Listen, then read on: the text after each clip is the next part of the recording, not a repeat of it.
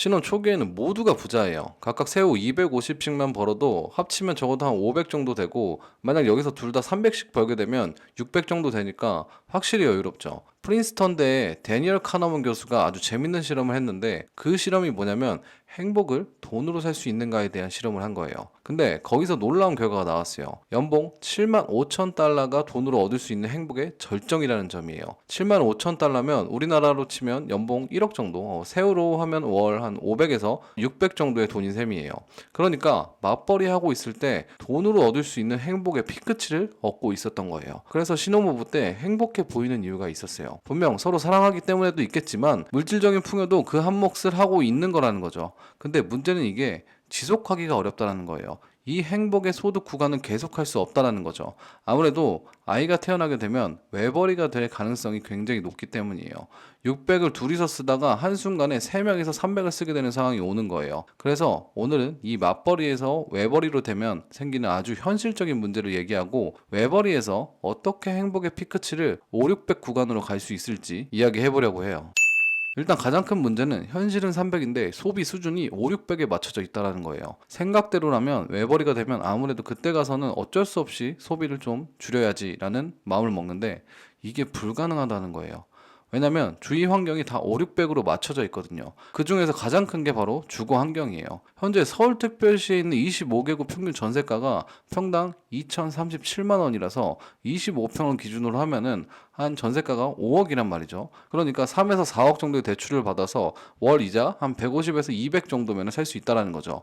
평균의 함정이 있기 때문에 저 정도면 신축 전세 충분히 갈 수 있단 말이죠. 그래서 많은 분들이 신축 전세로 시작하는 분들이 굉장히 많아요. 근데 이게 외벌이가 되면서 소득이 적어지니까 주거 환경을 바꿔야 하는데, 좋은 곳 살다가 나쁜 곳으로 이사하는 게 진짜 불가능하거든요. 신축 아파트 살다가 구축 복도식 아파트 사는 게 불가능한 것처럼요.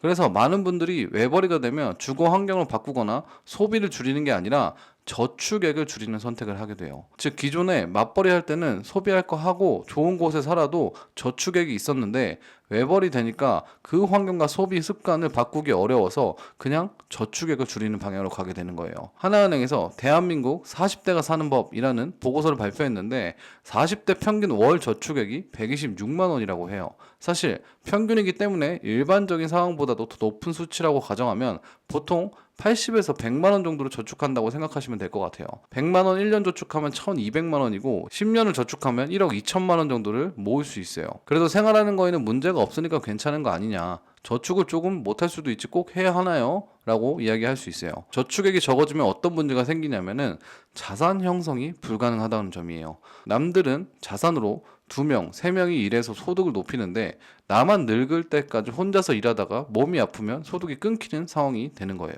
이게 무슨 말이냐면 자산은 나 대신 일을 해주는 내가 고용한 직원이에요. 예를 들어 저축을 열심히 해서 작은 꼬마 빌딩을 하나 대출을 일으켜서 샀다고 하면 월세 수익이 생길 뿐만 아니라 10년이 지나서 꼬마 빌딩 가격이 물가 상승률만큼 오르게 되죠. 그럼 제가 직원을 한 명 뽑아서 일을 시켜서 돈을 번 것과 똑같은 상황이 되는 거예요. 이게 꼬마 빌딩이 아니라 작은 아파트든 주식이든 채권이든 똑같다라는 거예요. 이렇게 나 대신 일할 직원을 계속해서 모으고 쌓아 놓아야 나중에 내가 일할 수 없을 때, 내가 몸이 안 좋을 때 소득이 끊기지 않고 우리 가족을 지킬 수 있는 거죠.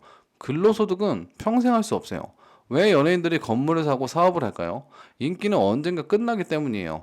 인기가 없으면 연예인은 소득이 없어지잖아요. 그걸 대비하는 거죠. 나 대신 일할 직원을 미리 내가 돈을 가장 많이 벌고 건강할 때 만들어 놓는 거예요. 그리고 더 큰 문제는 뭐냐면 자산 형성이 불가능하게 되면 부의 대물림이 일어난다는 거예요. 우리가 가지고 있는 그 환경이 나의 2세, 3세에게 비슷한 수준으로 넘어간다는 거죠.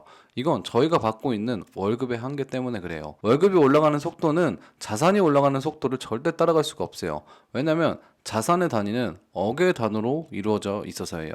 2억, 3억, 10억 이런 식으로요. 억으로 이루어진 규모가 큰 돈에 곱해지기 때문이에요. 예를 들어 자산이 오르는 속도가 월급 인상률과 동일하다고 전제를 깔았다고 하고, 그래서 연 5%가 올라간다면 내 연봉이 8천만 원이고 자산이 5억이라면 8천 곱하기 5%는 400만 원이죠. 근데 5억 곱하기 5%는 2,500만 원이에요. 1년 동안 자산이 있는 사람과 없는 사람이 2,100만 원씩 차이가 난다는 거예요. 근데 실제 현실은 어떻죠? 임금 인상률은 5%는 절대 불가능하고 자산은 물가 상승률만큼 기본적으로 올라가거나 그 격차가 더 크게 나게 되죠. 그래서 시간이 갈수록 격차가 나면 나보다 더 좋은 환경으로 우리가 넘어갈 수 없고 그 뜻은 우리 아이에게도 내가 살아온 환경이 대물림 될 수밖에 없다라는 거죠. 그럼 어떻게 하라는 거예요? 라는 생각이 드실 거예요. 제가 두 가지 해결책을 제시해 드릴게요. 첫 번째는 지금 맞벌이를 하고 계신 분들은 외벌이라고 생각하고 한 명의 소득분을 모두 저축하시는 겁니다. 그리고 저축을 하시면서 동시에 나중에 그 저축한 돈을 자산으로 바꿀 수 있는 기술을 공부하시는 겁니다. 여기서 돈을 자산으로 바꿀 수 있는 기술이 뭐냐면 자산의 가치를 정확히 파악하여 가격으로 환산하는 능력이에요. 예를 들어서 여러분들 콜라가 5,000원이면 사 먹을까요? 안 먹을까요? 안 먹겠죠. 우리는 콜라가 1,500원, 비싸야 뭐 2,000원의 가치를 한다는 것을 알고 있으니까요. 이렇게 자산도 그 가치를 정확히 가격으로 판단할 수 있는 기술을 공부해야 된다는 거죠. 이렇게 되면 외벌이가 되어도 저축한 돈을 자산으로 바꾸는 기술이 생겼기 때문에 효율이 더 높은 직원을 고를 수 있을 거고 그 직원은 나와 같이 일하면서 소득을 창출할 수 있겠죠. 그럼 결국 다시 두 명이서 일하는 것처럼 동일하게 되는 거죠. 그리고 두 번째는 퇴근 후 2시간, 3시간을 통해 300만 원을 벌어다 줄 시스템을 만드는 거예요. 이것도 마찬가지로 외벌이가 되었을 때 나에게 300만 원을 벌 수 있는 능력이 된다면 그 시기에 맞벌이가 되는 효과와 같아지기 때문이죠. 그리고 300만 원을 버는 시스템이 구축되게 되면 저축하는 돈도 더 빨라질 거고 저축하는 비율이 높아지면 자산으로 바꿀 수 있는 기회가 많아지게 돼요. 이 기회가 많아지게 되면 잘못된 자산을 사도 그걸 메꿀 수 있는 기회를 계속 만들어줄 수 있는 거예요. 실패를 해도 뒤를 봐줄 수 있는 금수저 부모가 있는 것처럼 계속 도전할 수 있게 되는 거죠. 그리고 시스템은 스케일업이 가능하기 때문에 300만 원이라는 돈이 3천만 원, 3억 원이 될 잠재력이 있는 돈으로 되는 거죠. 꼭 300만 원이 아니라도 적은 돈 10,000원이라도 구조와 시스템으로 이루어진 돈을 만드시려고 노력하는 게 굉장히 중요합니다. 저는 돈으로 행복을 살 수 없다고 생각해요. 하지만 행복한 가정을 불행으로부터 방어해 줄 수 있게 한다고 생각합니다. 그래서 꼭 여러분의 행복을 방어해 줄 수 있는 환경을 만드시면 좋을 것 같아요. 오늘 영상은 여기까지고요. 앞으로도 이렇게 미래에 대한 대비를 위한 사람들, 그리고 하루하루 빡세게 사는 사람들과 소통하고 싶으시다면 구독을 눌러주시면 같이 좋은 이야기 할 수 있을 것 같아요. 영상 봐주셔서 감사합니다. 좋은 하루 되세요.